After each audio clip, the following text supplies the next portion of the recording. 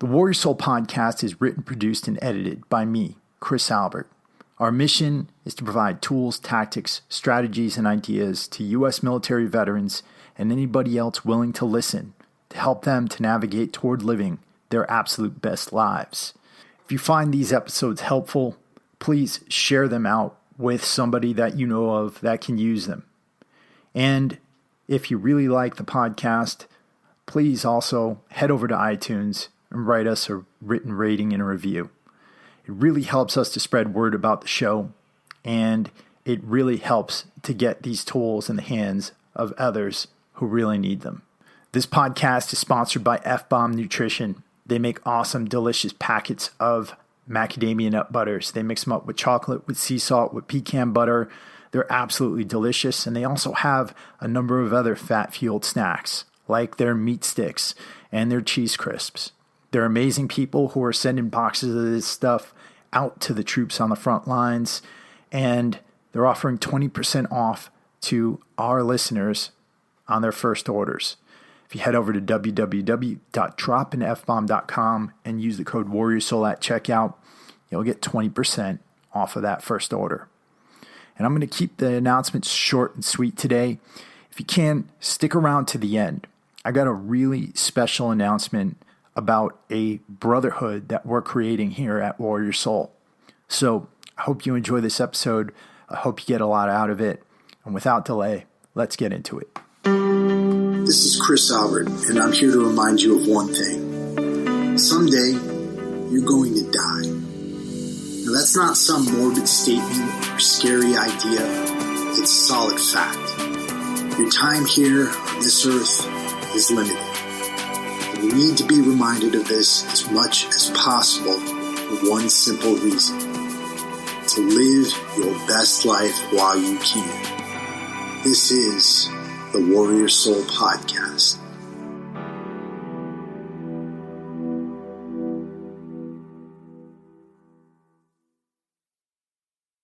All right, ladies and gents, we have a really awesome guest for you today.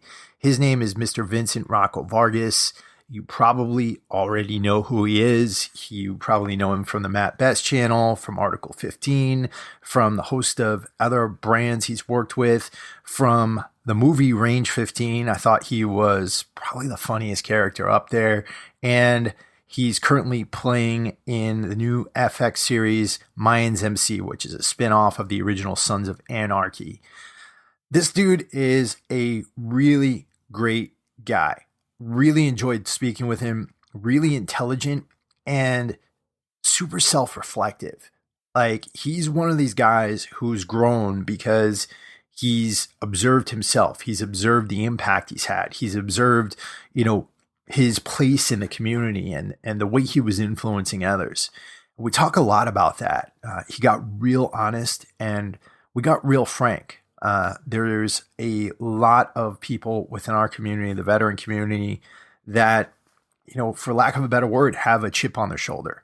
And we talk quite a bit about that very honestly and very openly. So I'm not going to delay any longer, guys. This is an awesome conversation. You need to listen to the whole thing. And if you like the episode, like I said before, please let us know. Please write a review up on iTunes. Let us know on social media. Share this episode out. I think that this guy's got a lot to say, and I think that every veteran needs to hear it. So with that, let's get into the conversation with Mr. Vincent Rocco Vargas on the Warrior Soul Podcast. Vinny, welcome to the show, man. Thank you. Thank you for having me on. Dude, I think you get a kick out of this. I had a weird dream last night. I was 12 years old. I was in middle school, right? And Lita Ford wanted to take me to the dance. You remember who Lita Ford was? No. She had this song, was like Kiss Me Deadly. She was like this blonde, like glam singer. And like friggin', I woke up with that song stuck in my head and I can't get it out. It's freaking awful. I do it all the time. I wake up with music in my mind all the time. Yeah. I think it's something about our brains. Like, we remember shit, and when you dream and when you get really good sleep, it takes you back through your day, right? So like, you'll know things better than before. And if a lot of times I'll wake up with a song or something like that, and I'll remember all the words to the song, right? Yeah, I wake up with music all the time. Something in basic training, the guys would laugh at me about that. They're like, dude, you wake up to a different song. I was like, I know, dude. I don't know what it is. Every day I wake up with something different. It's always something random too, right? Yeah. Well, dude, I'm pretty sure that almost everybody in my audience knows exactly who you are, but could we just real quick go through a little bit of your story and your background? Yeah. Well, I'm Vincent Rocco Vargas. From college baseball, went to the military, joined the military with 2nd and 75th Ranger Regiment, went through the whole, process there. Did 3 combat tours, 2 to Afghanistan, 1 to Iraq, got out, went into corrections. From corrections, I went into the Border Patrol. From Border Patrol, I started on YouTube in 2013 with Matt Best and the boys. We started some businesses. Then we went into producing an independent film, and that's kind of where I branched off into doing film and television myself. I kind of found a passion in that, and I kind of, there's a reason for that, and I'm sure we'll go over it later. But yeah, and so and then now I currently work on my podcast. I do a lot of writing, and a lot of serial entrepreneur kind of stuff, as well as a few nonprofits I help run and founded. And the goal and everything I do are the essence of who I am and what it's all about is to serve more veterans and try and get more veterans to find that there's life after service. And hoping to help in aiding with a lot of the guys who are struggling with the transition of getting out of the military. Yeah. I'm a huge fan of your show and what you've done with your show, your podcast. And Thank you. I was a huge fan of what you did with Range 15 and all your YouTube videos before. It seems like recently over the last few years, you've made more of like a serious transition with your brand and who you are and getting your personal message out. Yeah. It's I think dick and fart jokes, excuse me if that's, I don't mean to cuss, but all good. Yeah. Okay, cool. Yeah. I think dick and fart jokes can only go so far, and I think after the laughter stops, there's still a void there that needs to be filled. And so, as much as I love comedy, I feel like I don't take myself very seriously and I can laugh at myself. I think there's also that point where, in the position I am in as an influencer, and I use that word lightly, I hate it, but it is what it is. But as an influencer, I would love to be able to, help fill that void and help answer those questions that, joking and all that stuff is fun. And it might be what has knocked down a lot of the walls for us to communicate directly. But there has to be filled with something, there has to be some sustenance that they can hold on to. And I think that's part of what we were missing as a group, as an entity, but as well as I saw that and wanted to kind of move with that. Everyone has their passions in life, what they want to do. Everyone has their thing. And for me, I just kind of had my calling. I felt like this is what I want to do. I don't want to be thought of as too serious, but there is a time when, like as a drill sergeant, all my years of experience in the military and everything else, but there's a time to take off that hat and be personable, right? And for someone to actually to peel back my layers and get to know who I am genuinely, and to know, like, as much as I can joke about my life, I could also tell you about the honest, struggles that I've been through as well. And that's part of the route I chose, and it has been an easy one. It's left me broke at some points. You know what I mean? It's left me people questioning, like, why'd you turn your back on the guys? I was like, I didn't. I just kind of went my way, and they went theirs, and we're still friends. It's just, my calling is to do something a little bit different and take a different approach. And this is why I do what I do now. Yeah. And I think a lot of people don't understand that there was a lot of character development there going on, right? Yeah. As far as who you guys were on YouTube versus who you guys are as people. I mean, you're a family man. You that's one of the big things about you that I admire. I admire a lot. And I think people just don't get that, right? Yeah, I try to explain it to people. It's like, some people for some reason can't look past face value, right? Article 15 is genuinely face value. What we were is a gimmick, is characterized person. We were an exaggerated versions of ourselves to create entertainment. That entertainment was what was the driving force of our business. What sold t-shirts, was selling t-shirts, and the money from that helped us do other projects like Lead Singer's Whiskey and whatnot. And so to try and have to break that down, I didn't think we needed to, but we did, because people believed we were chauvinists, we were heavy drinkers, we were partiers, but in all honesty, those are characters we portray. Matt Best is not Matt Best. Matt Best is a really cool, chill dude. Mm-hmm. And Matt Best, the persona, is a wild man, is like the funnest dude in the room. He's the guy that everybody wants to be like. You know what I mean? And you meet Matt Best in person, he's still a really good dude, but he's not the character. You know what I mean? And so it's the same as like Rocco. You know, the character of Rocco was kind of the sidekick to the guys, and you know, and that's all entertainment, right? It was acting in its own, and you know, not at the level of like mainstream television, but in itself, we created characters of ourselves that were exaggerated versions and made fun of ourselves, and that was successful. But the hard thing to watch was that the community took it as face value. Yeah. And when you go anywhere I go, people still are like, "Hey man, you want a shot of Jameson?" And it's like, man, that was all a gimmick. You know what I mean? Like, and, you know, in my personal life, I don't drink. I haven't drank in 7 months, but I don't drink often. You know what I mean? Because a lot more things take precedence. And actually, I identified myself that drinking was an issue at one point in my life. Mm-hmm. You know, and then you start to realize how much we influence guys by the Article 15 era. I realized, look, I can't sit here and promote alcohol when I know that is one of the number one issues in the veteran community is alcoholism. You know, and so it's like, I can't, not in good faith, promote it in the sense where, dude, I own a liquor company and it's hard for me to promote my own company. So I try and do it in a way where it's not, yeah, it's fun to drink. You know, I just say, hey, Leadslingers is here in the city if you're interested, you know, because it's, we have to, you know, I was going to do a podcast on mine actually about this subject is we've been raised in a culture to believe, and this is also the Latino community, you know, my personal life is like, you know, we grew up drinking, you know what I mean? Family gets together, it means we drink, you know, and I had to retrain myself in believing like, that's not true. I don't have to sit there and drink to have a good time. But the military does it to ourselves as well. We get together and like, hey guys, let's get together and have some beers. And it's like, man, do we really need to? Is that what, you know, like we can have honest, fun communication without that. For some reason, it's just turned into the culture of what we do.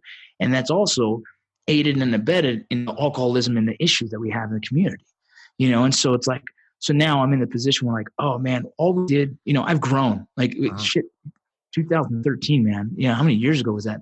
I grow every year and I've matured so much more past that guy that I myself look back at videos. And am I proud of what we did? Yes, but I'm embarrassed sometimes a little bit, right? Because you're like, oh man, you know, I should have known better. I think there's a lot of parallels there with gangster rap.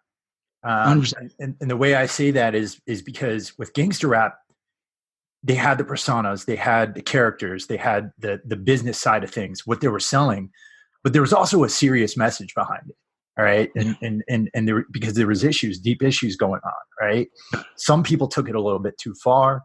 And that's why we had a lot of violence. And the same thing within our community.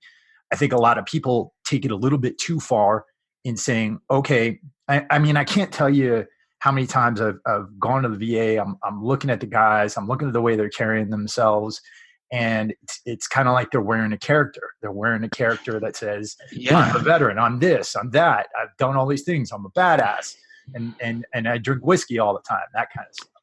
Right. And that's hard to watch, right? It's hard to know that me and my guys and my era of social media influencers, not just the Article 15 crew, but like, you know, there's the Grunt Stock crew, there's the Ranger Up crew, there's a bunch of us, right? Yeah. We are all kind of at fault for the inception of the bro vet, right? Yeah. It's all our fault. We all fucked up. We don't realize what we're doing, right? That became, it's the residual effect of what we did and we enjoyed and had fun, but didn't realize the impressionable individuals who really struggle to find identity. And we all do, right? We all get out of the military and struggle to find identity, held on to that identity where it's like, you know, and it's never wrong to be proud of what you've done in your life. Right.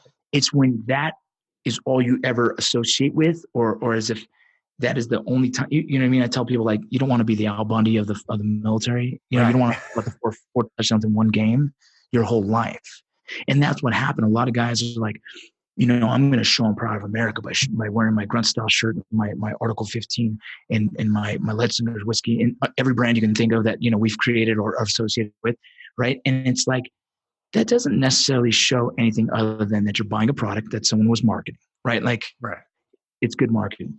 Now, peel back some of the layers. You can support all these companies because they're veteran owned, and I believe in that, right? I do believe in that. But I hope that we are mature enough to have our own minds and not be influenced in what you wear and how you act because of something you've seen on YouTube. You know what I'm saying? No, exactly. And that's one of the reasons why I like what you're doing with your podcast right now, because you're going deeper into these issues, into who you are as a person, and also your journey into this next life that you're developing with an entertainment. Yeah, exactly. Exactly. And wild, man. Awesome to see it. Yeah, no, I appreciate it. It's wild. It's, you're talking to a guy who's always been the brute of the group, right? I've always been the bigger guy, After high school, I really grew into my body and started being the fighter, the tough guy, and going into the military, I'm considered a big guy. And I never, in my world, I wasn't the big guy. I never thought I was. Going into the military, I realized, okay, I'm bigger than the average dude. Mm-hmm. So, you're 6'1" and you're 220 plus, right? Like all of a sudden that's a big ranger. And so I'm always the guy who's going to kick in the room, who's going to grab the dude, who's going to, and so I'm using a lot of brute strength. And enough people commented about it that I started believing in that, and I started lifting that way. And I'm like, okay, well, I am the big guy, so I'll be the big guy, And so I started believing in what other people said as well, and I've always been someone who passionately wanted to be a writer, but I'm dyslexic, so I've struggled with it my whole life, So that was always the insecurity, like, all right, well, I'm not going to be an intellect, right? I'm not. And as much as I love being the art of writing, and I love the art of painting and everything else, and just the arts in general, I love it, but I've always been known as the big brute. So again, face value, I'll go ahead, and I believed it for so many years. And then now, all of a sudden, as we did Range 15, I was like, man, this is really cool space. Like I felt it in YouTube. I felt like the character development. I felt all this, like the I guess the toe in the water of acting was the YouTube. And I was like, man, kind of cool, right? That's why I really enjoyed it. For so long, I stayed, like, as much as I wanted to do more, it was just so comfortable to do this version of it. And then as we did Range 15, obviously that took a few steps up. And I'm like, okay, I think I want to try it all the way. And when I did that, I was like, whoa, I'm not the brute anymore. Like, people still see me as the big brute, but acting is not a physical art, right? It's an emotional art. It's really getting into the emotions of life and understanding each scenario and how to get people to be convinced that I'm feeling that as well. Now you're telling me to use my brain, right? And I'm like, oh, right. Yeah. And that is where it became attractive. And that's where I kind of felt more addicted to this style of expression than being Mongo in the room. You know what I mean? No, that's amazing. It's amazing how the brain works, because you mentioned you're dyslexic. You might not be able to get that stuff out through writing or through your fingers or things like that, but being able to convey it through emotion and being able to convey it through your body language, your facial expressions, all those different things, all those details that come in. And then the funny thing about the brain is that the more you use it, the more it puts things together. So you might find that in the future, writing is going to be a lot easier for you. Well, it's been easier in the past 3 years, and that's what surprised me. And actually, maybe it's because I've had to communicate verbally how I feel, because writing it was impossible. Now I could actually write how I feel in a more profound, visceral way. And it's interesting. People are like, man, I think the best compliment I ever get as a writer is if I write a poem, and usually some of the poems are emotional, right? A lot of my poems are kind of darker than my actual, what you see. But when someone says they read my poem and they say, I feel like you were writing my own memories, my own life, like as if I took it from their head and put it on paper. Mm-hmm. Or when they say, man, I never knew how to put that into words, but the way you did that was perfect. Then it's like, I did it, right? That's I'm a very proud moment for myself to be able to articulate an emotion on paper for someone else to read and be like, holy smokes, he hit it right on the head, Yeah. And that's all from growth, right? That's like, if I didn't believe in myself, if I didn't try, if I didn't continue to try and learn, I never would have got to the point where now I'm a published writer. You know what I mean? Yeah. And that's just part of it too. It's got to be that continuous growth, that continuous desire to make yourself better, to expose yourself to different things. I mean, that's one thing I do every morning. I try to read something that I wouldn't have normally read. Like I'm reading Montaigne right now. just Oh, to nice. try to get exposed to it. That dude, when he reached midlife, he lost one of his best friends to an early death. And he locked himself in a room and just started writing about himself. And when you read something like that, that's from like hundreds of years ago, and it speaks to you still, that's amazing. And Yeah. that's with all these different forms of communication that we have, podcasting, video, everything that we do. It's amazing when you touch someone like that. And I watched one of your spoken word pieces. I think it was about last week. I turned it on, and it was you alone in your apartment, waking up and then going to the gym, running into somebody who you hadn't seen in a while. That really hit me. It really hit me deep down. I appreciate it. And that was my first attempt at doing something serious outside of the YouTube comedy, but something that's been in my heart for years. I've struggled a lot with the loss of a couple friends in the military, and it raised a lot of questions in yourself and a lot of insecurities, and going through a divorce at the same time. Like, so my life kind of got, a lot of ugly stuff got stacked on top of one another. And then it's all on me now, and embarrassed about losing a marriage, embarrassed about being cheated on, embarrassed about like feeling really insecure about like being a man, but being emotional, like all these things that the world is telling me I shouldn't be. All of a sudden I am. I'm weak. I'm vulnerable. I'm emotional. I'm questioning like whether I'm man enough, like everything. And then knowing I lost a couple of friends that I can't get over. Like I cannot let it go, and so it's like, you know what, let me express this honestly. Not normal to do. My life was obviously new to social media, and finally getting exposed to like everybody seeing my life. You know what I mean? And I'm like, you know what? Fuck it. Let me just put it out there. This is how I feel. And I wrote the spoken word and I sent it to a buddy who does film. And he's like, dude, this is really good. I said, yeah, man, it's really raw and it's real. It's how I feel.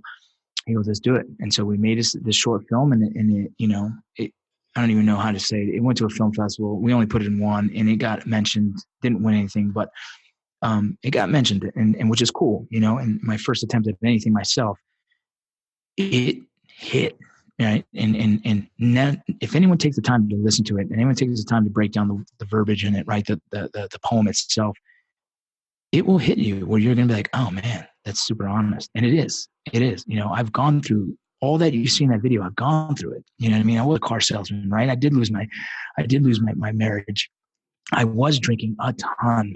You know what I mean? I was contemplating, like, man, is life better if I'm just gone? Is it easier? Yeah, that's my head. It's like life would be a lot easier if I didn't have to deal with it. And what are the options there? We all know what the option is. You know what I mean? Right. So all this going through my head, I wrote it. And I thought, you know what? Everyone talks about veteran suicide. Everyone talks about the issue, but like no one approaches it in a different way, in a different art form. And so that's why I did the spoken word version. Like no one does that. Everyone does all these other weird things, and everyone's trying, right? Everyone's coming up with a concept that they think is best. I said, you know what? Let me hit someone artistically, and hopefully they feel it differently, or maybe it actually gets through them, and it didn't get the views that I wanted, but at the same time, man, the people that did view it appreciated it. At the same time, you put yourself out there and you tried it, right? Yeah, and that's a huge thing. When you try things, that's when you learn, right? Yeah. You're friends with Nick Kumalatsos, right? Yeah. I had him on last week, and we were talking about, how we both fell flat on our face the first time we tried to start a business. And you got to expect you're going to be able to do that. And because even if you fall flat on your face, you're going to learn something from it. And it could start something that eventually leads to something, right? It's funny. Like I've never been afraid to fail. That's why, like, I don't care. When I did that, I just did it. I did the best I could. And if one person viewed it and said it saved their life, cool. Perfect. Yeah. But I know what I did it for was to get it off my chest and to put it out into the world. And that's it. That's all I could do. I don't care about like millions of views. It would be nice because I know it could help more, right? Mm-hmm. Like that's the only reason viewership matters is the more veterans that watch it, I think it would affect them better. But look, man, if one guy watched it, I'm cool with it. I don't care. I didn't put it out there for that. I don't everything I do, social media wise, everything, I don't do it to get affirmation from strangers. It's not about that. You know what I mean? It's about, let me create something that it means something to me. And I'm just going to it's like letting go of that bird and letting it go. Whatever the fuck it goes, it goes. I don't give a shit. But I put it out there. It feels good for me. And if it's just therapy for me and what I do, cool. And if someone catches it, someone finds it somehow, and randomly, dude, people find it. I don't know how the fuck it happens. But randomly, people find it. And when they do, I always get a good message. And it's cool, man. I have another one I'm working on right now, actually, too. That's awesome. That's awesome. Yeah. The other part of it is like you stopped playing the character and you were you during the whole thing. And, yeah, go ahead. I'm sorry. And you mentioned you get a lot of flack for that sometimes where you stop playing the character, people come at you in different ways. What have you found is the best way of getting these messages out to people? Because obviously people find you, they found you in one way, they're finding you now in a different way. How do you approach that? It's like this, man. If they followed my Instagram, I've never changed from day one. From day one, you go back. I think my first picture is on the border patrol on the border, and I took a picture of a swan in the water or some shit, right? I think by picture 5, I think it's already my kids. Like my kids will be my social media. And if you follow Instagram, that's the most honest version of me. You know what I mean? You're going to get the dumb stuff, the funny stuff, the freaking family stuff. And you're going to everything that I'm involved in. That's it. So people that followed my social media early on, they knew me. Like you might call me Rocco, but Rocco's the same dude as Vince Vargas. There's no difference, right? Rocco isn't a character. Rocco on YouTube, that's the dude that's a character, but that's also the actor side of me. You know what I mean? Yeah. So like when people there's people that kind of cross the line and they're like, hey bro, like if I'm with my wife and they say, hey bro, is this a zombie? You're like, obviously it's not. And you're just an immature kid. So if this guy actually wanted my time to talk to me, he wasn't going to get it, and I'm a nice guy, man, but I'm also not a pushover, So it's like, exactly. At the same time, people trip out. Like they say, hey man, let me buy you a shot. I'm like, nah, dude, but you can buy me a coffee. You know what I mean? Like, I don't drink. You know what I mean? I'm not that guy. So, I think I've carried myself in a way where people respect that I'm genuine as they come. Mm-hmm. I have nothing to hide. And I'm not embarrassed about saying I don't drink. I'm not embarrassed about saying I was an idiot back then and embarrassed of some of the things I did. You know what I mean? I'm not embarrassed of it. I'm okay with accepting that, I've made some decisions that I'm not proud of and, I move on. I try and get better. So it's like, if they followed me, they know who I am. If they didn't follow me and they catch me on just YouTube and they find me in public and say some weird shit, they're going to get like the version of me that's like, cool, have a good day. You know what I mean? I don't need anyone to love me. I'm just existing and I'm hoping, I'm doing my best not to piss anyone off. But at the same time, I don't live my life concerned with how people care, like what people think. I appreciate the following. I appreciate the support, I guess. Right. And that's really, I think everyone's just support. I don't like calling people fans. I think it's weird, but at the same time, like everyone who follows me supports what I do, and they are the reasons why I have the life that I have. So nothing but a blessing, But if they follow me long enough, they know I don't fuck around. I'm just a genuine dude. Yeah. No, absolutely. You were also making this transition from being with Border Patrol and government work to being an actor, where. Yeah. Before there's a paycheck coming in every month, everything's coming in. Now you gotta constantly go out there and grind, constantly go out there and sell yourself, right? Yeah, it sucks. It's funny. Like I hope no one thinks that I'm sitting here solidified in acting for the rest of my life. I am such a ADD individual when it comes to what's going to pay the bills for the family and what is something I genuinely love. Like just today, genuinely, I just messaged the chief of Border Patrol saying, hey, get me in. Right? Why? I don't know. I just get like antsy. You know what I mean? I'm like, it's scary, dude. It's scary raising a family and not having the security of a check the 1st and the 15th. You know what I mean? Mm-hmm. The only problem with that is that I really believe in a lot of the stuff that's in my brain that I want to put out on paper. I want to create videos with, and I want to tell stories, whether it's in theater, books, or film. I believe I can help a lot of people. And I really do. And I think it's a slow process of gaining the trust of individuals who are going to finance projects. You know what I mean? Mm-hmm. But I think I'm meant to be in this world to help more. And if I put myself back in the Border Patrol, it slows down that process. And I think it's not fair to everyone else. Like I really have a lot on my plate that I want to give back, and so I find that comfort that I'm doing the right thing for myself. Like there's definitely internal happiness in doing what I'm doing. That doesn't mean physically I'm not stressing the hell out. You know what I mean? So, it's something that we're trying to figure out still. It's weird to get what you get paid for the whole year in 5 months and figure out how to manage that. Yeah. You know what I mean? Like my year starts when Mayans episode 1 starts. But here's the scary part. There's no guarantee for season 3, right? There's no guarantee for season 7. So the next 6 months is up to me to kind of establish something else for my family, whether it's another acting gig or it's training, right? Contract work, whatever, because obviously I have this experience, or it's the podcast growth, or it's write another book. It's a million other things that are on my plate to try and bring in a revenue stream that's going to help the family. And so stressful, but I think it also, being who I am and what I've done in life, I guess I kind of always enjoy being in the stressful side of things. I think it motivates me more. I think I work harder, when I'm facing like stress like that. I'm like, okay, find a way to, and so I get paid to do speaking engagements, which is beautiful. Mm-hmm. I love it. That's been like, the pay is cool, but the big thing to me is just being able to go out there and travel around and talk to more people and affect more people.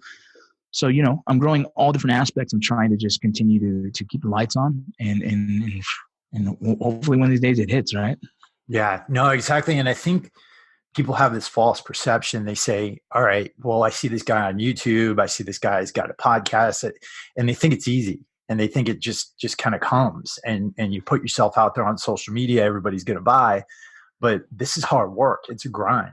And the thing is, there isn't like, I think a lot of new guys who get into business, they think it's like one video or one viral thing that's going to make it big for you. And it's really not. It's a gradual buildup no matter what you do, right?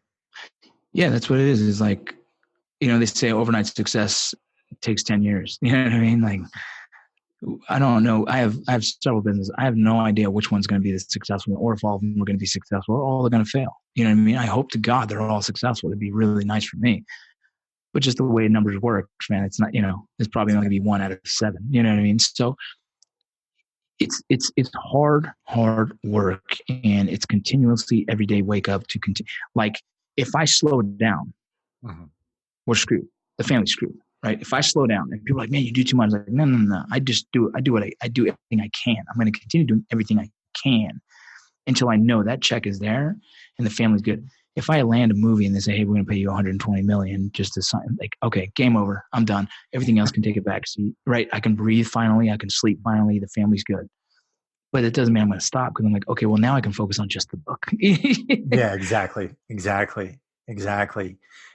With the Mayans, and I have to say, I was a big fan of the Sons of Anarchy franchise until they killed Opie. I was like, bro, I remember that moment, man. And you want to know the funny part? So I used to own Metroflex Gym down in Long Beach, and that dude who killed him used to come in and train with Cali Muscle. And then I live out in Redlands, and I see the dude everywhere. And every time I see him, I'm like, I know he's just an actor, but he killed Opie. But it's crazy. Yeah, it's good. It's nuts. But this franchise, I mean, it's got so much potential, amazing story. How did you come to be involved with it? In the right place, right time, and the right amount of training, I guess. Most guys didn't know I did some theater in college. And so that's actually because I was dyslexic, I was failing a lot of classes. And my coach was like, hey, you need to find a class that's going to be an easy A. He goes, theater class. And I was going to Glendale Community College, which inadvertently, Marcus Alvarez, Emilio Rivera, who plays Marcus Alvarez, went to theater at Glendale Community College years before me. So it's kind of funny how, it's a small world. But I'm doing theater classes, man. And my theater coach was just like, man, you're naturally really good at this. I'm like, oh, I don't know, man. I'm just, the first thing I ever did was playing a drunk college kid coming home, trying to sneak in. I'm like, I do that every Saturday. I do that shit at home, right? So it wasn't hard to play, But something about it was fun, and I loved it, But never in a million years thought I could do anything with it. It was just like, let me get my A so I can pass my college, so I can play baseball. Mm-hmm. Then you have the whole evolution of my career from the YouTube to the Range 15. And then boom, I jumped into Dads in Parks. Do you remember those small skits? It's kind of like an improv comedy, semi-scripted. And we do it on YouTube, but then they actually went national, right? They started playing in front of the movies before the movies came out. And that got a lot of notoriety. And so my buddy was like, hey, fly out here and do it again. Let's do more of these. Let's keep them going. I'm like, all right, cool. We'll just keep filming these. And I think it's going to be good for me. And at that time, I kind of decided Hollywood is what I want to do. I just didn't know really where to start from here. I have an independent film that I produced, that I acted in, that I helped, with the whole thing. That gives me a little bit of credibility, but the movie wasn't like, well, it was really kind of a cult classic. In our world, it's recognized, but everywhere else, no one really know what the hell it was. So like, I'm showing up here with a little bit of credits, but more producer credits than acting credits. You know what I mean? So I'm like trying to build them. I'm building them. And so I flew to LA, and while I'm in LA, Steve Howie, a good buddy of mine, he's like, hey man, they're still looking for guys for the Mayans MC. If you're interested, man. I said, bro, I'm in LA right now. Like, I'm in LA filming Dads in Parks right now. Where do they need me? He goes, well, let me send him some information. So I made a quick reel of YouTube, of Range 15, of Dads in the Parks, of Brothers in Arms, because I was already filming that. I pitched that show to me, and a producer kind of went head to head and decided to try and make that happen. And so I had a reel, inadvertently just had one, put it together, sent some pictures, and they was like, yeah, let's see him. We'd love to see him. Have him come in for an audition. So boom, I get the email for the audition. They send me the words. I'm terrified because I'm dyslexic. So I have my wife reading it. And like, are you sure it says this? She goes, yeah. I was like, okay, are you sure? Because I flip things all day long, right? So I've never been to an audition, bro. The first movie I did, we did it ourselves. You know what I mean? I have no idea what I'm doing here. So I call my buddy, say, hey, what do I need to do? And he explains it to me. He goes, look, show up there and read off paper, which means don't have the sides in front of you, right? Just memorize it. I was like, okay, that's fine. I'll do that. And he goes, and don't be fucking scared. Like, show up there and you own it. Like, he goes, you've been to combat. This is not scary. Just go in there and do it. I was like, all right. And so I showed up and just genuinely just kind of read the scene, knew the character. And what I did was the first character I read for reminded me of an NCO in the military. Mm-hmm. And so I kind of took that swagger. I kind of like, all right, I'm a cocky E5, E6. And I'm telling my subordinates to just fucking fall in line, right? And so I read it, boom, boom, boom, boom, boom, done. And they gave me a hug and said, that was great. We'll call you. And I'm like, all right, well, my vacation's over in California. So me and my wife flew back, right? Get a call. We need to see you again the next day. Kurt Sutter wants to see you. And I'm like, holy smokes, now I'm nervous, right? You know what I mean? So I buy a ticket. And at the time, I only had like $800 in my account. The ticket was like $500. So I was like, sorry, babe, I got to try. Like, we got it. Like, when is this ever going to happen again? So boom, I flew back to LA. Now I have my dad with me because he's driving me to the audition. And now I have two different characters. I have that same old salty NCO kind of character. And then I have what would be more of like a prospect, the private in the unit who just showed up. And that's kind of where I took it. I was like, I'm reading it. I'm like, all right, this guy's a new guy. He's got no respect. People laugh at him. He's just a punk. And so I did the first scene of the old salty dude, and they were like, cool. And then I did the second scene with the private. And they said, do it again. And I did it a second time. And something happened in that scene where I felt really like I'm a dumb private kind of mentality. That's kind of where I took the character. The whole room laughed. And I was like, oh, cool, right? I shook Kurt Sutter's hand, walked out. Like, I'm just trying to act like I've been here before. No big deal. We're good. As I'm leaving, man, my dad, he's kind of jumping on my back, just proud, right? My dad's a huge Harley guy. I rides motorcycles my whole life. Like, so he's just like, it would be cool for me to be on the show for him, And he's jumping on my back and he's kind of like, give me a headlock saying, man, I hope you get it. And I'm like, yeah, me too. Whatever. As we're walking, my dad's doing this. I didn't realize that upstairs they're watching us. And Kurt sees it and saw something, and he mentioned it to the casting director, like, wow, it's beautiful, right? Some to that effect, right? Like, that's really genuine. And the casting director calls me and goes, hey, you're hired. And I was like, oh, fuck, bro. Like, what does that even mean, bro? You know what I mean? Like, what does that mean? And 3 days later, man, I'm on set filming the first pilot. It's crazy. Man, that's amazing. That's amazing. And I'm sitting there acting like I know what I'm doing. I'm just like, just act cool, bro. And it's funny because, I tell this story all the time. It blows my mind.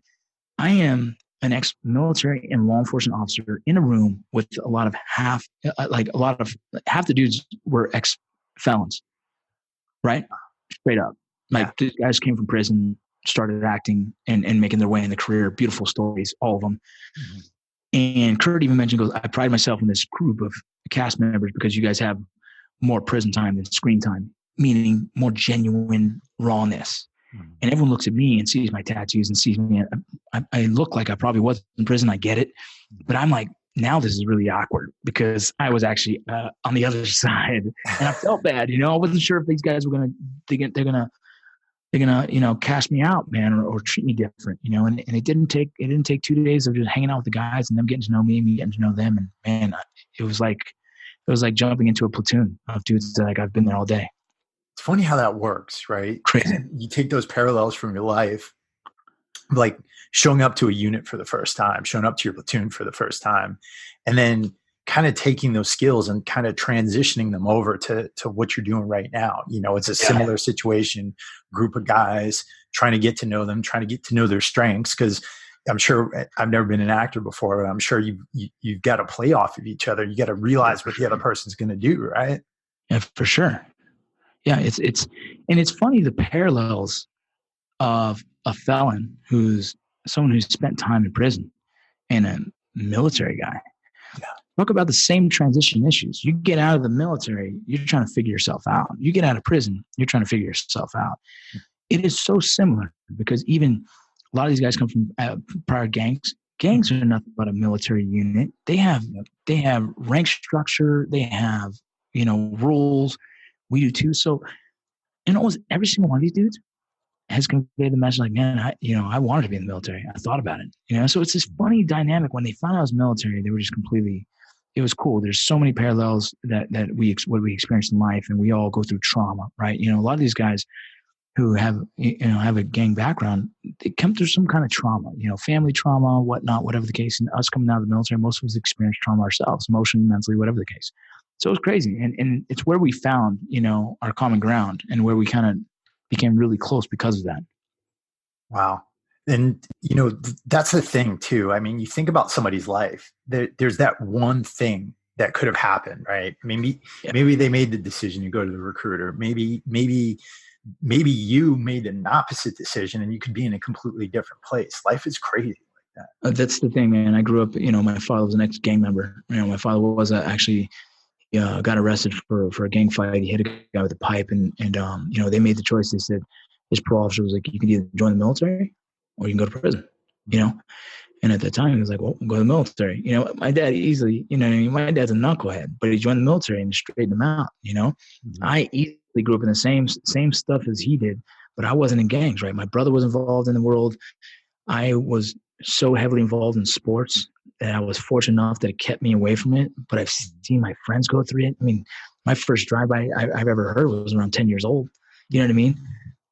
15 years old, I'm in the block with some of my buddies, and you see a drive-by down the street. You're like, oh, whoa, drive-by. Let's go inside. You know what I mean? And so my first gunshots, I heard overseas was just it was like actually just different rapid fire, right? I was like, oh, okay, I get the difference. You know what I mean? But it wasn't a shock to me. Like, I heard this. I grew up around that. You know what I mean? So it was this interesting thing that easily might have taken a turn where I was in prison. Hands down. I was just busy playing sports and luckily was fortunate enough not to get caught doing anything stupid. Right.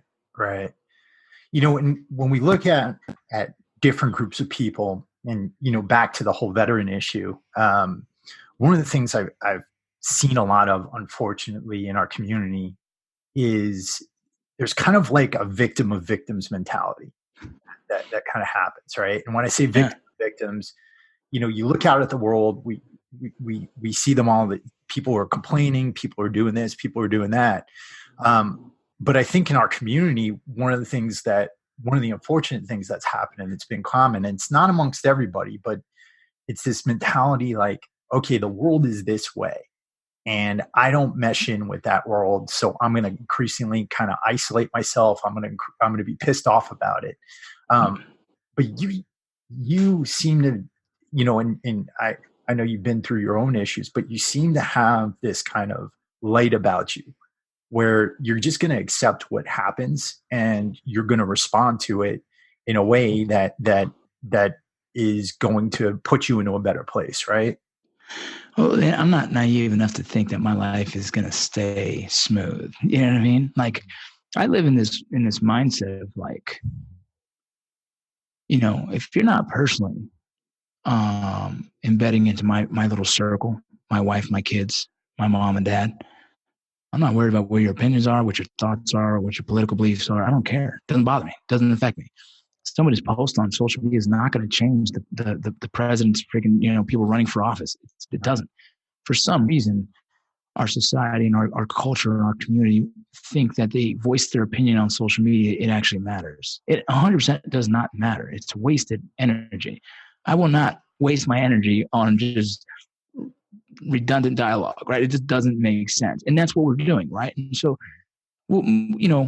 I don't post my opinions on any of that stuff because my opinion is my opinion and me posting it has no effect personally. Like, realistically, just wouldn't do anything. It doesn't move the needle. So why waste my energy? I don't get mad at, I don't do this whole F the VA, right? Like, I've had good days of the VA. I've had really bad days. It is what it is. That's life. You know what I mean? I don't sit in this world thinking life is perfect and that everyone around me is never going to pass away, right? I don't live in this imaginary bubble that 22 push-ups stop suicide. Right. Do you see what I'm saying? Right.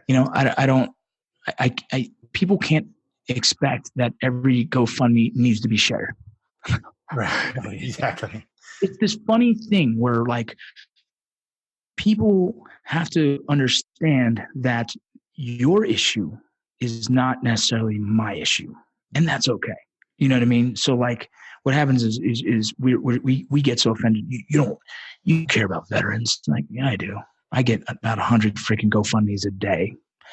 The honest truth is, why would I share something that is not near and dear to my heart? Because when I do need something near and dear to my heart, I've already exhausted all efforts and all money. You know what I mean? Like, when someone really close to me passes away and there's a GoFundMe, I will share that because that means a lot to me. Right. And that's what I want to put my efforts towards. But if I share a GoFundMe every damn day, well, then I've already exhausted my resources in my group. And the person that needs it the most, that affects me the most, family, God forbid, whatever the case, will not get the same resources. So people get mad that I don't feel the same way they do about their issues, right? The 22 thing, right? I'm going to do a podcast on this whole thing. The 22 thing, it's a trip, man. We have turned the number 22 into I don't know. I guess for some reason we've grabbed that number and we ran with it, and now it's identified as veterans and 22 go hand in hand. The first episode of this podcast, I actually did it on that, right? And yeah. The thing about it is this, and I know quite a bit about psychology just back from my PhD days, but yeah, we have this thing. It's called social proof, right? It's a psychological concept, and when somebody that's like us, right, that has the same attributes as us, that we identify with, does something, it makes us more likely to do it too. That's a human principle, right? And so if you're going out there and you're spreading that number, 22 veterans a day, 22 veterans a day, 22 veterans a day, and that's all you're talking about, guess what you're doing, right? You're perpetuating it. Right. It's crazy. It becomes, you are now the biggest, best car salesman for the 22. You have now created all these posts that are going out there social media saying, well, I guess I should just be one of the 22. You know how many times I see that shit? You know how many times it's sent to me? It drives me fucking off the wall. It's like, I just did a thing like, my buddy comes to me and goes, hey man, I'm having a really bad day. And I'm like, you know what? Let's do 22 push-ups real quick. Let's see if that goes away. Bull fucking shit. And I get it. We all have a bleeding heart for the subject. How the fuck do we fix this, right? How the fuck do we fix it? I have some ideas, and those are just my ideas, right? Everyone has their ideas. But I'll tell you what doesn't work, right? We are no longer in the era of suicide awareness. The world is fucking aware. And the world sees every veteran as a suicidal maniac. That's the saddest part. That's what we did. My mom doesn't really know much about my military career besides a little bit, right? And she also knows, Vinny, a lot of veterans commit suicide. I'm like, oh, God damn it. Well, a lot of people commit suicide, Mom. It's a world issue. It's, you know what I mean? It's not a veteran issue. We have cops committing suicide. We have kids committing suicide. The world right now, United States of America, has a suicide epidemic. Right. But what we did as a community, trying to drive attention towards us, we ended up making it, it's our issue now. Veterans commit suicide. Veterans are the only ones with PTSD. Veterans are the only ones with TBI. No, motherfucker, God damn it. We have issues. We need to fix them. But highlighting the negativity of our community is only giving everyone else a negative outlook on our community. Right. That's what bothers me. 22 push-ups a day is if you're trying to do it for suicide awareness, we're all aware. How about suicide prevention? Where's the answer there? Right. And the only way I can say suicide prevention, life? I think it's what about living, Right.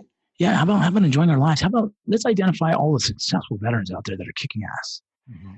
Those are the ones we should be highlighting. Those are the ones we should put on a pedestal. Those are the ones let me see the blueprints of that guy's life. What did he do? What is his answers? How did he do it? That's the guy. Instead of being the victim, we are all victims for some reason. These guys are putting themselves like, oh man, nobody's helping me. Motherfucker, no one's supposed to help you. Nobody sits there and pumps your chest fucking full of air. You do it every goddamn day. Same fucking way. You got to get your ass up and go get yourself a job. Some guy calls me and asks for money. He gets mad because I don't want to give him money. He's like, bro, I don't have fucking money. I got fucking 6 kids. Have you applied at Walmart? Yeah. No. Why not? Are you too good for fucking Walmart? Because I'll tell you right now, motherfucker, I Ubered and sold cars at the same time just to fucking pay my rent. I have no ego. I got kids. As a fucking father, it's my fucking obligation to put food in their mouths. So I will do whatever the fucking has to do, even if it comes to stripping on a goddamn pole, bro. There is nothing above what I'll do for my family. Nothing. And people don't get that. And if you're not that, well, then you're looking for a fucking handout, dude. And if you're looking for a handout, get away from me. If you're not willing to help yourself, why are you going to other people to help you? I think it's crazy to me. It's crazy to me, right? It's like, it's the hardest thing is that people, off subject of the other one, but I don't know. I think, it's just social media has made the issue harder for a lot of us is that, social media gives everyone a voice and everyone feels like now they're obligated to have an opinion and everyone feels like their opinion matters and it doesn't. No one gives a shit. You know what I mean? Like it just doesn't matter. The only things that matter is what you can touch, right? The people's lives that you can connect with personally in your small circle. And that small circle grows into a bigger circle. So influence people in a positive way. It slowly will grow outside of that. You have people doing that all over the United States. We can start to influence change in a positive manner. Stop talking about the negative, push the positive. Not saying think positive and positive shit happens. No, I'm saying be positive. Straight up, work hard for it. There's guys in hero sports that have a drinking problem. There's one guy that has a drinking problem in particular. We know, and that's fine. But we're not going to enable him, right? So some of the guys took him out to drink and boom, right away said, nope, this organization will not be the enablers of his actions. There's never going to be an okay for that. I don't get people together to go drink. We get people together to play sports. I can hold this guy's hand to counseling. It's up to him to take this motherfucker. And if he doesn't take it, well, then he's out of the organization. We will not enable people. You know what I'm saying? Right. Guys have to take responsibility for their own fucking actions. And if just because I'm not paying this guy's bills every week, he can't come at me and say, I don't care about veterans. Like, no, I care about veterans, but I'm also not a babysitter for veterans. There's a big difference. Exactly. And all the bad shit that happens in your life, it doesn't matter. You choose how you respond to it, right? And that's it. I think too many people get wrapped around, oh, I've done this in my past, I've done that in my past. And the thing we forget is there's been a lot, the human race has been here for a long fucking time. Yeah. Hundreds of thousands of years. Up through our history, up till the last maybe 30 years, life was pretty fucking brutal. Like for a lot of different people. And the general life of everyday people was brutal. And, what's happened to us over the past, 20 years with what we've been through doesn't make it special, right? Yeah. That's the crazy thing. Sorry, my wife just called it a ton. But I'm not sure what happened where guys got out of the military and expected the world to help them. Like some civilian asked me, like, what can we do? What can we do as civilians to help veterans? I said, nothing. The guy needs to help himself. And I say that like as like kind of like the tough love thing.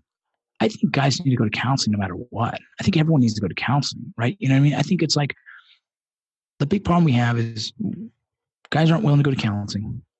They need to go to counseling straight up, but they also need to have they take responsibility for their own actions. People just don't want to do that anymore, right? Like in the military, I know you didn't have to really. It was just like your first line leader will correct you every time you're wrong.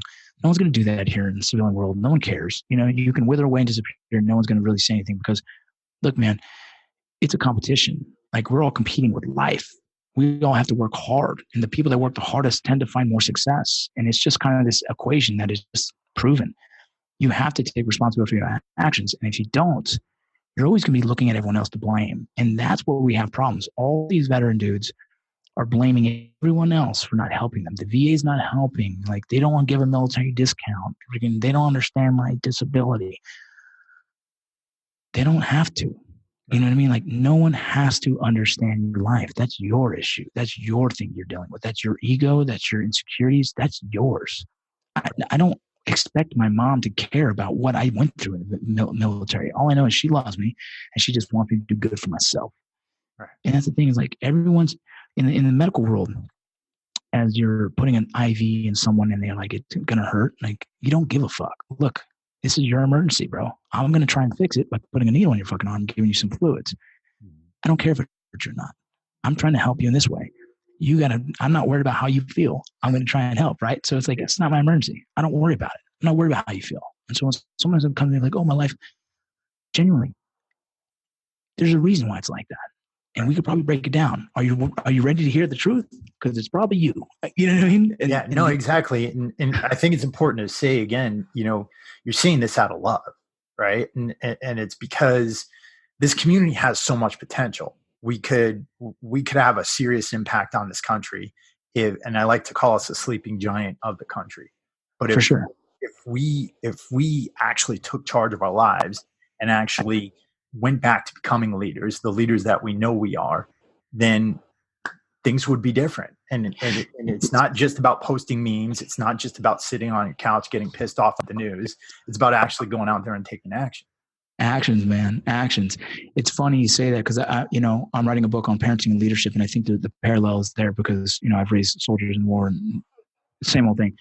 But we lack leadership, right? We lack strong leadership. We really do, and that's a hard thing. But like some of the best leadership you're going to find is guys from the military that are just not taking that position. Like, I don't think in my head, I think the person who's best suited for a job should get the job. So I don't think like, oh, hire veterans first. Like, I don't think so. There's some veterans who are not very good workers, right? Like saying like people like you guys should get more veteran actors. Well, then veterans need to go to acting school, right? They need to go get lessons. You don't hire people because they're a veteran. That doesn't make sense. You're not going to find a successful business like that. You have to hire people that are trained in whatever field they want to learn. Right? You know what I'm saying? And so like it's this crazy mindset. I think people need to be best suited for the job, and people need to work towards what they want to do. I don't know. It's just crazy. Well, you got to come back and you got to realize that, I read this book, Mastery by Robert Greene. Have you ever read that book? No.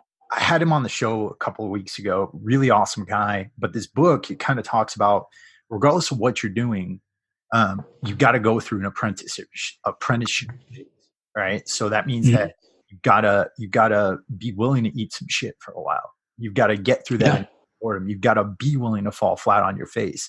And just because you were in the military, you attained a certain rank or whatever, when you're going into the civilian world, it's something new, right? It's something new.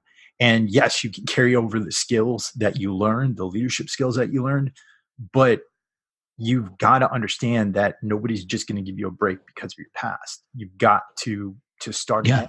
You got to earn it. Well, that's the thing. Is like, I was going to say, and to get what I was saying before, and I kind of lost train of thought, was just because you're a veteran doesn't mean you should get any opportunity over anyone else, in my opinion. I think the best person is suited for it.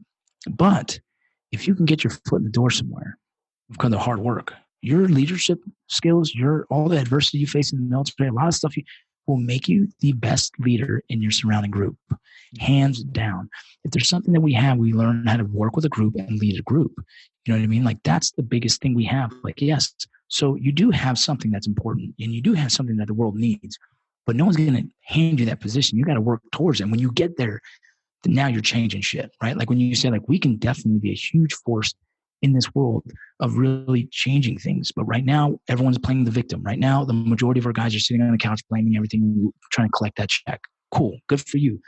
But we're missing out on an opportunity for us to take over the United States in a very positive manner, strong leadership skills, and guys who have a lot of experience in adversity, right? If you've gone to combat, you've experienced a lot of adversity. That's a lot of life lessons that the average college kid won't have. And he's always going to thrive from learning more from you. We can be really good teachers. It's just like I said, guys are just not putting themselves in that position right now. And not everyone. It's, you know what I'm saying? It's not everyone, but those ones are the ones I'm mad at, right? You know, the ones that are not doing it, I'm mad at. I'm like, come on, bro. Yeah. We're better than that. Like, you're better than that. It's just hard to watch, right? It's hard to sit in my position. It's like my community is a community I love more than anything, and I'm more mad at than anyone. You know what I mean? I'm fucking mad at my own community because, like, bro, like, stop it. Like, I get tired of identifying as a veteran because, like, the negative the negative views that everyone else has on veterans is like, yeah, I'm a veteran. Yeah. But you know, yeah, I'm also a hard worker, you know? Yeah. No. And the thing is, I think it's not just that. I mean, when somebody isn't putting themselves in the best light from our community, they are reflecting on the rest of us. They're reflecting on everybody who's going to get out, everybody who's currently serving. And that's the way it is. Right. Well, that's kind of like, why did I choose to go acting? Like, there's not a vanity side that, like, I need to be fulfilled with being famous. I don't give a shit about the fame. I really don't. That's not something I chase. And I never want to be like that. And if I find myself doing that, I got to check myself. But I do know the biggest influencers in our time right now are mainstream media actors. And the biggest influences of telling a story are movies, right? So the theater world, the movies, television, and famous actors have the strongest voice and influence in social media. Right. Why do you think Kim Kardashian is getting people out of prison? You know what I mean? She's got a huge following. Kanye West, I mean, these guys they're not the greatest, you know, role models for any of our kids, but they have influence. Their voices are heard. Mm-hmm. We just need a bunch of freaking veterans or a bunch of guys who see things our way to get there. How does that happen? Well, we got to get into mainstream media. We have to become The Rock, the Dwayne Johnson of our era, and be able to influence our opinions in that manner. Now you're moving the fucking needle. You see what I'm saying? I'm not moving the needle with 150,000 followers. It's a lot. I got a small little army with me, right? You know what I'm saying? And I can make some, like, you know, I can make some strategic attacks on certain things. But genuinely, we're not moving the needle. When I have 23 million fucking followers, game on. Now that's a blanket freaking wave of whatever influence we want to push in a positive manner. And that's what I know. I'm taking, that's kind of the mindset why I went the route I went. Not an easy feat, bro. I'm really, even now, it's even harder. You can be on a main show. My social media numbers don't jump very fast. Right. And so now I'm like, man, it's not happening as fast as I wanted to because I want to gain influence, right? I want to push the needle. I want to make people see things in a way. I want to be able to say this message we're here and have millions listen to it. And how many guys are going to sit back and look in the mirror and be like, okay, they're right. I'm fucking up. I got to fix that. You know what I mean? And that's all I want. But we can't, like, your podcast, my podcast. I mean, we might get 1 million downloads, but, like, we need 100 million downloads. We need people to hear us, right? I need to be on the Joe Rogan podcast saying this because that right now he's moving the needle. Exactly. You know what I mean? And when the guys that get the opportunity to do that, are they doing that? I hope they are. You know what I mean? I hope they are. I hope the guys that are getting in that position are using it, their platform, to push that needle the right way, to get more guys off their ass, help these guys stop victimizing themselves, help them to see what the truth is, that we are all leaders. We all have the ability to do really good shit, but we're going to have to go through the shit for it. Mm-hmm. Absolutely. And you know, that's one of the good things about being in the world we're in today. I mean, you're able to have a podcast. Anybody's able to have a podcast, right? Yeah. Anybody's able to put things forward. And what I admire about you is that you're in this position right now where a lot of people would say, hey, I'm on the Mayans. This is awesome. I've made it, right? But you're still going after it. You're still doing the podcast. You're still building your own media platform. And I think that's awesome. I think it's awesome that you've been trying to communicate with people. I think it's also awesome that you've really refined your message and not changed as a person, but realized what was going on and really wanted to make the decision to get this stuff out there. Thank you. I appreciate it, man. Like I said, I appreciate it. Awesome, man. Well, dude, number one, I want to thank you for coming on the show. You know, been a fan of yours for a while. but really wanted to connect with you after I heard what you were putting out there on the podcast. And Thank you. I really appreciate you. I appreciate what you're doing. Where can people listen to the Vinny Rock podcast? Where can they learn more about you? Yeah, so the Vinny Rock podcast is on, iTunes and everywhere else that, podcasts are uploaded. It's uploaded through Libsyn, so wherever they send it out. But you could also check me out on Instagram at vincent.rocco.vargas. Rocco is ROCCO. I have a Vinny Rock podcast Instagram as well. Usually just funny memes. It's just my fun page that I run.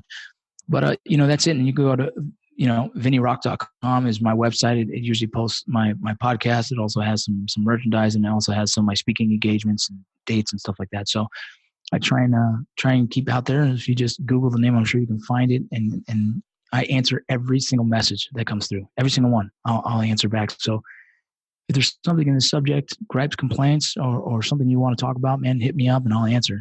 So awesome. And then you got Mayans MC up on Netflix. Mayans MC is on, Mayans MC season 1 is on Hulu.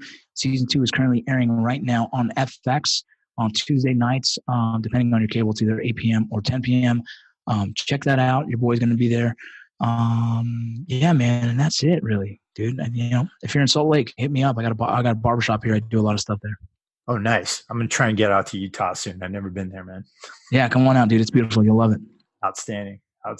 Well, again, thank you so much. And guys, listen, I know we talked about a lot of stuff here that hopefully is getting your gears turning. Hopefully you're not getting pissed off and not throwing your phone across the room and not saying these guys don't fucking care, because we do care. We wouldn't be talking about this shit if we didn't care. And honestly, it's because we know you're not dumb. We know you're not weak. We know that you're fucking capable. Right? Yeah. And that's the bottom fucking line. You are capable. So don't sell yourself short. Put some work into building a better version of you. And we'll be back at you guys real soon with some more awesome content. Awesome, brother. Thank you very much. All right, guys. So I hope that you got as much out of that conversation as I did. Like I said, Vincent is a real, genuine dude. Somebody who truly, truly wants to help people, and somebody who truly wants to leverage his media and his platforms in order to do so. And, we talked about some serious stuff during this conversation. There are too many of us out there who aren't really seeing the forest for the trees in terms of where we got to go, what we got to do. And at the end of the day, if this country is going to change, if we are going to make things better for veterans, it's got to be on us. It's got to be on us. We have to make the change ourselves. And if there's anything I hope that you're getting out of this podcast, it's understanding that we need to become stronger. We need to become smarter. We need to become better. And we need to continue to lead in the civilian world. And I really appreciate Vinny's message here. And I appreciate how he's transformed over the years. When we're talking about transformation, something we've been doing here at Warrior Soul, we've been working with a group called the Warriors Obituary Society. And what this is a group to empower men who are seeking to live absolutely epic lives worthy of epic obituaries. And the way this works is we've created an 8-week development program. And through that development program, you are outlining your vision, outlining your goals, being very focused about what you want in this life. And then we're working on specifics, looking at your finances, helping you improve yourself there, teaching you a little bit about investing, things like that, teaching you about fitness, taking care of yourself, right? Teaching you about networking, business, teaching you all these soft skills that you're going to need to learn in order to make it out there in the world. And it doesn't just stop with this 8-week development program. Like I said, this is a society. And so each week we're getting on a live call. We're talking about your goals. We're talking about where you're at. We're holding you accountable for getting there.